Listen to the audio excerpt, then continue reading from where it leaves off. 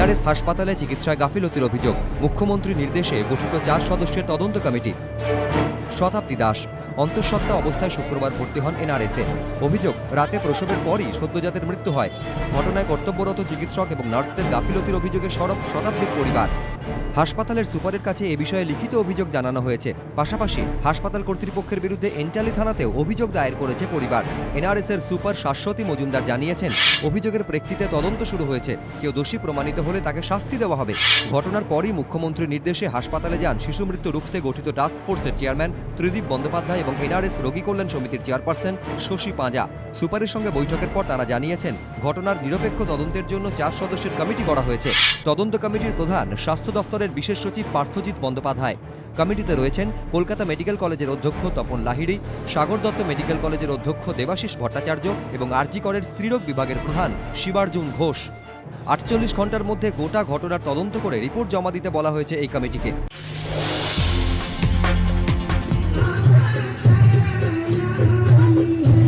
গত বছর পর্যন্ত ছট পুজোয় পাটনার 10 নম্বর সার্কুলার রোডের এই বাড়িতে এটাই ছিল চেনা ছবি। সপরিবারে সূর্য দেবতার আরাধনায় মাততেন লালু প্রসাদ যাদব। উপাচারে শরিক হতেন রাবড়িও।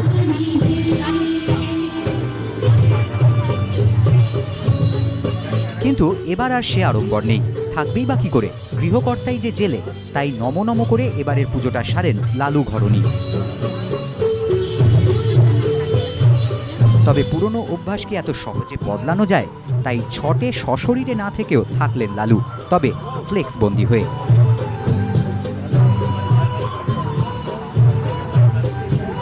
এবারের ছটে মন ভালো নেই রাবড়ির, উধাও উৎসবের হাসি। তাও বিমর্ষ মেজাজে রীতি পালন করতেই হলো। কর্তা না থাকলে কি হবে? জেলে তাকে প্রসাদ পাঠাতে তো আর দোষ নেই। পাটনার 10 নম্বর সার্কুলার রোডের এই বাড়িতে প্রতিবারের মতো এবারও ভিড় জমিয়েছিলেন আরজেডি নেতাকর্মীরা। শুভেচ্ছা বিনিময় করতে আসেন লোক জনশক্তি পার্টির প্রধান রামবিলাস পাসওয়ানও। সবই আছে, শুধু তিনিই নেই। ক্রিজে ব্যাট হাতে এক কিংবদন্তি আর দর্শক আসনে আরেকজন। 22 গজে সচিন তেন্ডুলকর আর গ্যালারিতে ব্রায়ান লারা। এমনই আরেকটি কাব্যিক মুহূর্ত থেকে বঞ্চিত হলো ইডেন। অথচ সচিনের 199তম টেস্টে চতুর্থ দিন পর্যন্ত গড়ালে হয়তো দেখা যেত সে ছবি। কেননা শুধু সচিনের জন্যই শনিবার 7 সকালে কলকাতায় হাজির ব্রায়ান লারা। সিএবির আমন্ত্রণে ইডেনে সচিনের খেলা দেখতে আসার কথা ছিল ক্যালিপসো ক্রিকেটের রাজপুত্রের। শনিবার কলকাতায় এসেও পৌঁছন তিনি। সকাল তখন 8:30, কিন্তু টেস্ট তো তৃতীয় দিনেই শেষ। শুক্রবার সন্ধ্যেতে বিমান ধরে মুম্বাই পাড়ি দিয়েছেন ভারতীয় ক্রিকেটের জিনিয়াস। লারার গলায় তাই হতাশা। পাশাপাশি ক্যারিবিয়ানদের পারফরমেন্সেও তিনি রীতিমতো অসন্তুষ্ট। রবিবারই উড়ে যাবেন মুম্বাই। 199তে হয়নি। মুম্বাইয়ে সচিনের 200তম টেস্টে হাজির থেকে শুভেচ্ছা জানাতে চান বন্ধুকে, জানালেন ব্রায়ান লারা।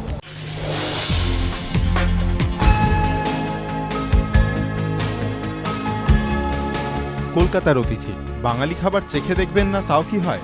বাঙালি খাবারের প্রতি অগাধ ভালোবাসাই তাকে টেনে নিয়ে গেল সল্টলেকের একটি রেস্তোরাঁয়, ক্রিস গেইল।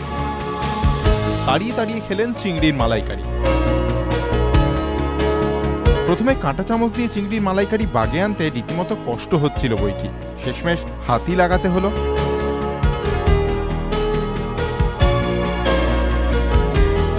শুধু চিংড়ি নয়, সঙ্গে ছিল হরেক রকমের মাছের পদ। চিরন্তন বাঙালি রান্না। কবজি সুখ না হলে কি চলে? ভুরিভোজের শেষ পাতে রসগোল্লা আর মিষ্টি দই। বাঙালিরা মিষ্টি খায়, তাই মিষ্টি কথাও বলে। সহাস্য উক্তি ক্যারিবিয়ান তারকার।